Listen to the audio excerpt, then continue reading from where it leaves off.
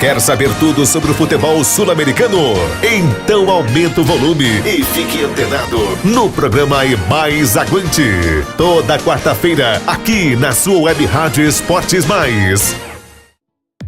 E aí galera, aqui quem fala é o Wesley Contiero e estamos começando o seu E Mais Aguante. Para começar o programa de hoje, vamos falar um pouquinho do que rolou na 20ª rodada da Superliga Argentina. Quem conta pra gente é o Enzo Matheus. Olá amigos do Esporte Mais Aguante, estou aqui chegando para falar sobre a 20ª rodada do Campeonato Argentino, que teve os seguintes resultados. Rosário Central no Gigante do Arrojito venceu o Chacarita por 3-1. Em Santa Fé, o Colón perdeu para o São Lanús por 2-1. No estádio Diego Armando Maradona, o Argentino Júnior fez 1-0 no Rio de Boys. O Temperley perdeu em casa para o Huracão por 2-1. O San Martín venceu jogando dentro de casa o Gimásia por 3-0. No Novo Gasômetro, o São Lourenço fez 2-0 para cima do Olímpio.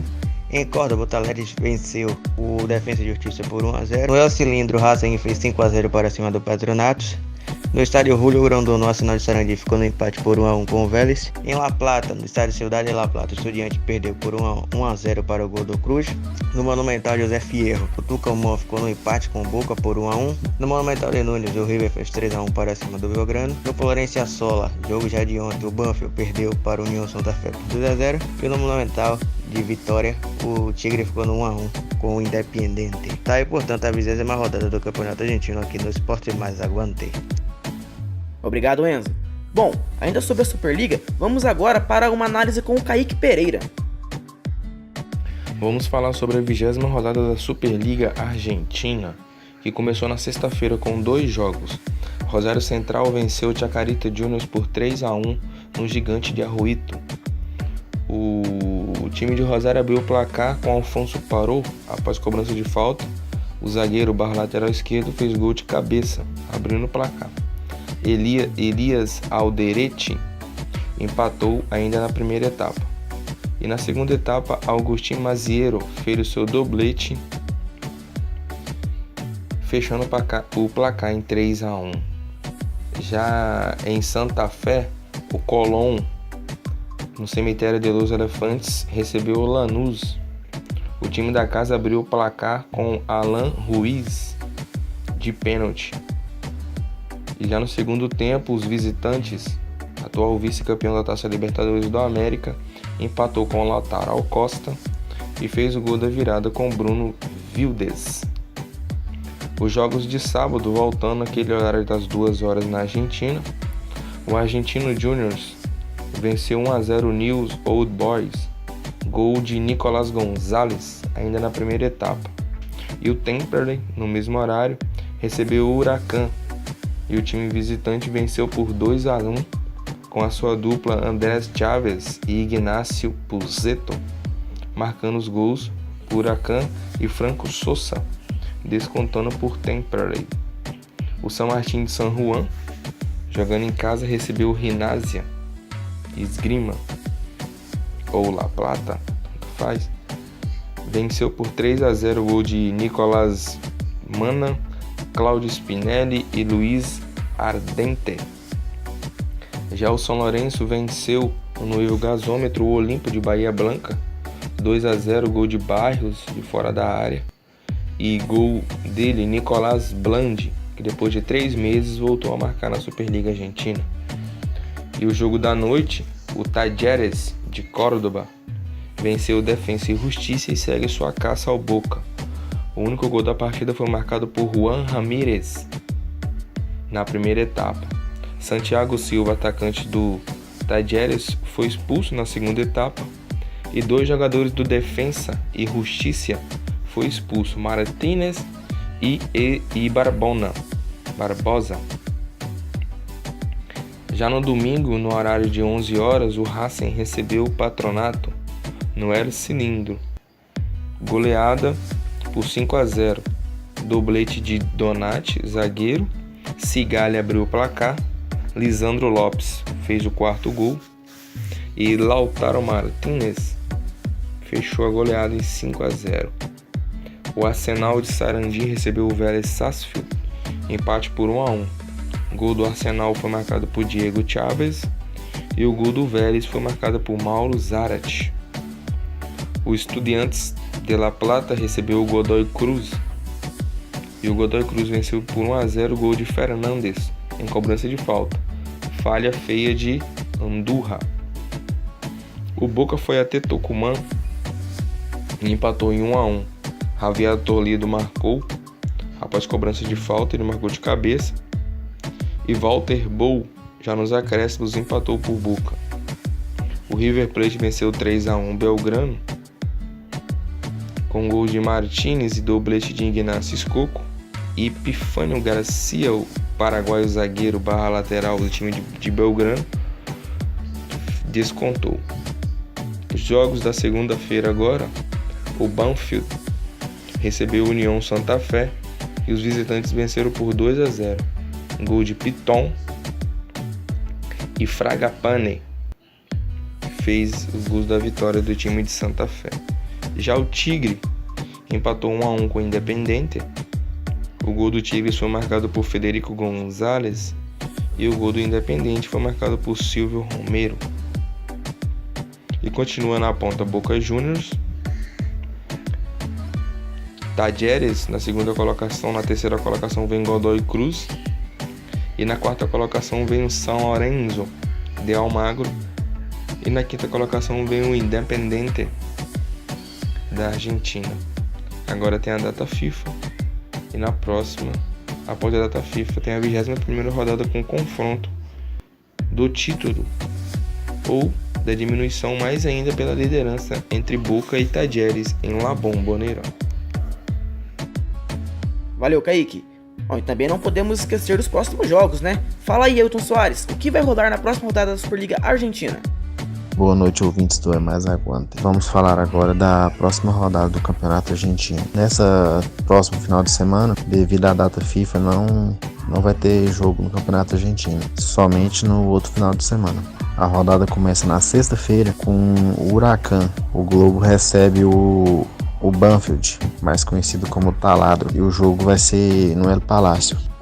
Também na sexta-feira, os Piratas do Belgrano recebe o Racing em Córdoba. O News Old Boys, já no sábado, às 2h15 da tarde, sábado dia 31 de março, recebe o Tigre. O jogo interessante também é o Vélez, às 2h15 também do sábado, recebe o Estudiantes, dentro de casa, em Liniers. Continuando no sábado, o Gimnasia e Esgrima de La Plata recebe o Argentinos Juniors, no estádio do Bosque.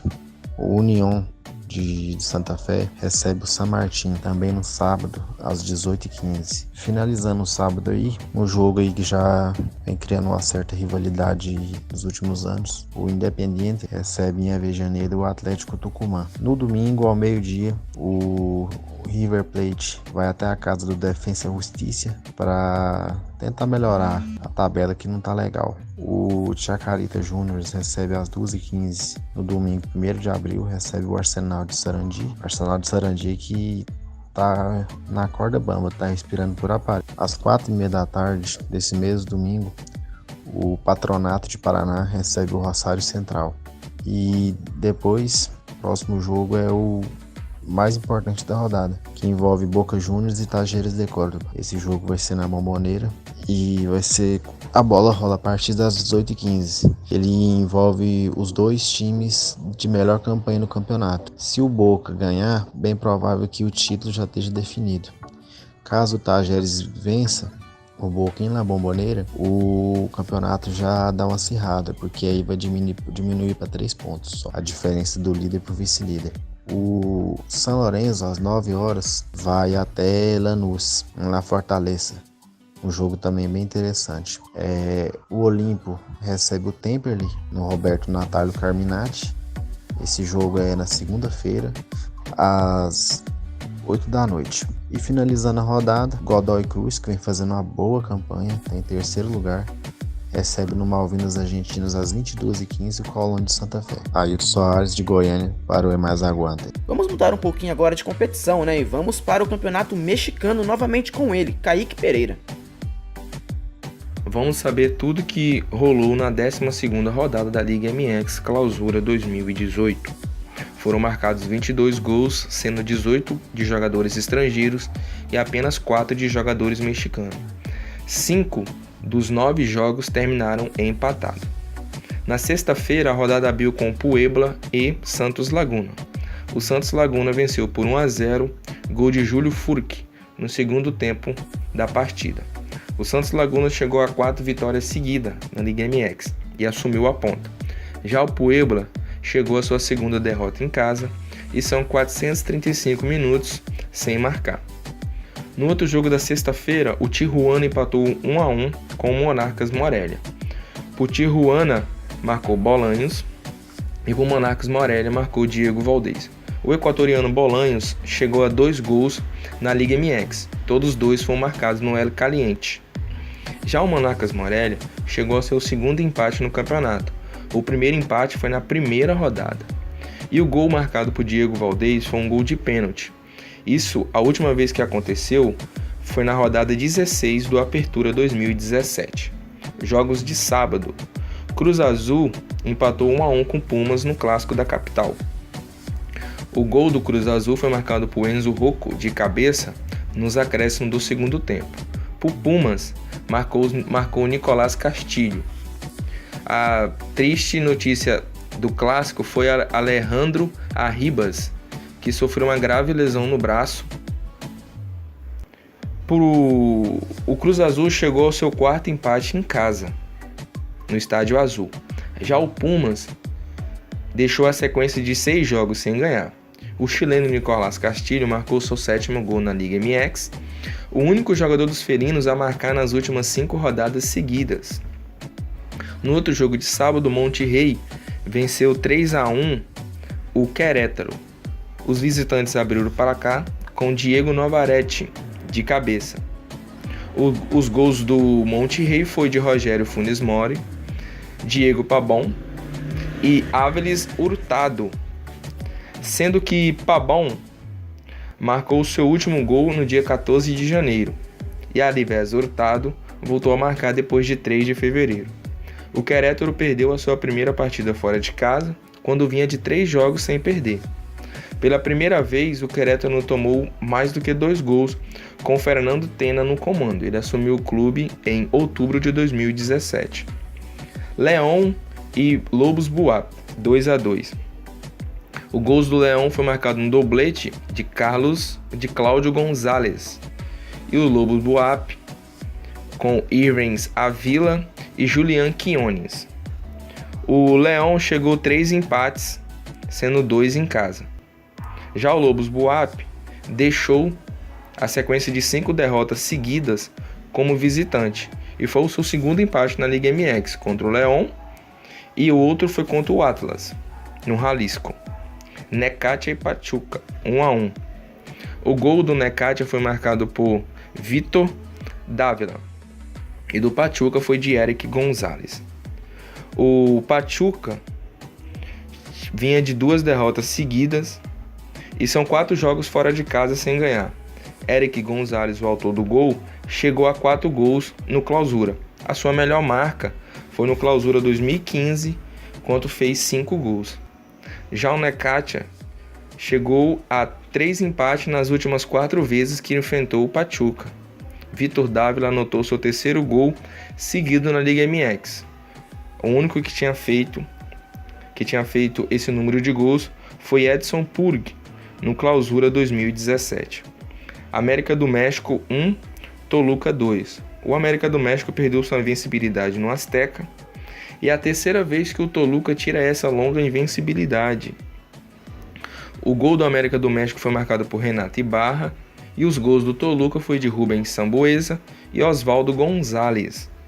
As últimas 3 vezes que o Toluca fez isso, tirando essa invencibilidade do América, foi de 12 jogos em 1983, de 10 partidas no Apertura 2002 e agora de 12 partidas no Clausura 2018.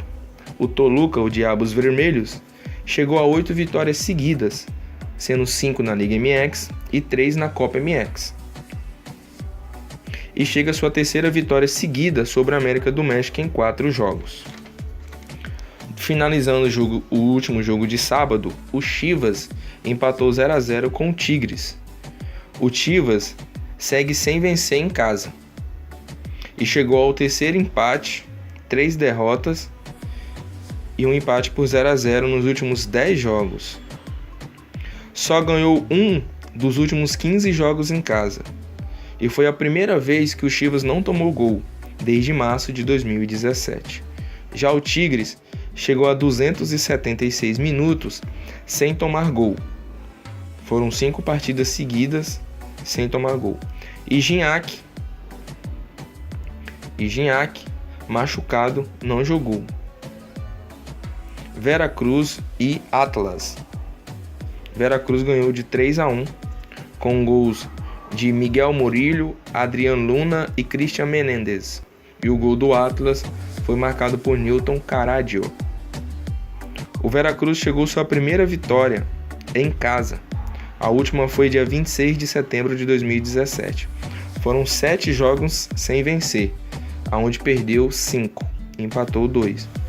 Atlas chegou a 6 derrotas em 6 jogos como visitante e a 9ª no torneio.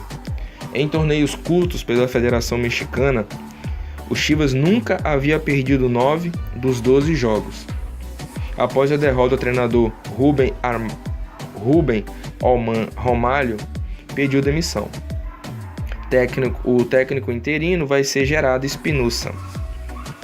Na partida entre Veracruz e Atlas, os portões foram abertos para os torcedores entrarem de forma gratuita no Luiz Pirata de la Fuente.